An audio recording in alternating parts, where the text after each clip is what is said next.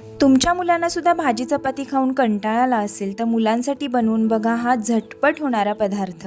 त्यासाठी 2 मीडियम साईजचे बटाटे सोलून किसून घेतलेले आहेत।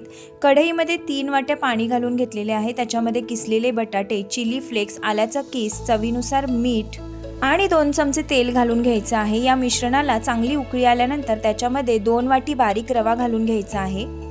मिश्रण घट्ट होईपर्यंत गॅस चालू ठेवायचा आहे आणि त्यानंतर गॅस बंद करून पूर्णपणे मिश्रण आपल्याला हे गार करून घ्यायचं आहे।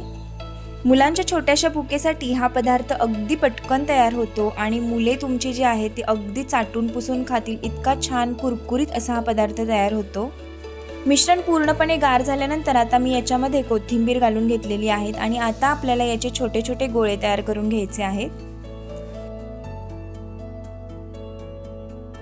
इकडे आपले सर्व गोळे तयार करून झालेले आहेत आणि कढईमध्ये कडकडीत तेल गरम करून घेतलेलं आहे। त्याच्यामध्ये आपल्याला हे गोळे सोडून घ्यायचे आहेत।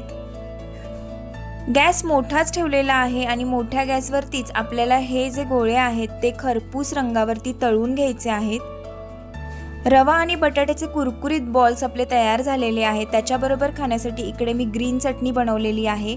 त्यासोबत मुलांच्या आवडीचा टोमॅटो सॉस देखील आहे। आजची ही पटकन होणारी रेसिपी तुम्हाला आवडली असेल तर व्हिडिओला नक्की लाईक करा। भेटूया नेक्स्ट व्हिडिओमध्ये, तोपर्यंत बाय बाय।